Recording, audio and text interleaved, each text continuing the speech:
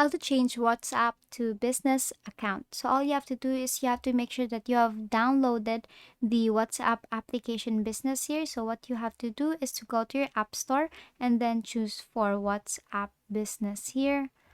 And then here it will look like this, and then tap on download that. So here there's actually two options now.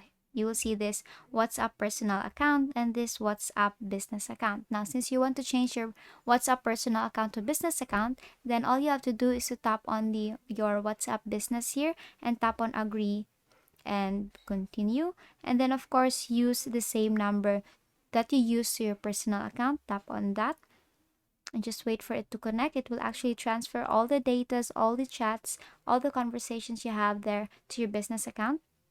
And then of course you have to set up your account here. As you can see, it actually copied rather your profile picture and of course your name here. So if you are satisfied with that, you can, or not, you can actually edit it here. But since for me, for just tutorial purposes, I'm satisfied with that.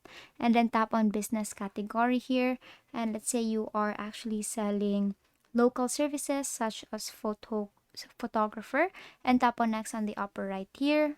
And then as you can see, you have successfully created or changed your WhatsApp to your business account, and basically that's it.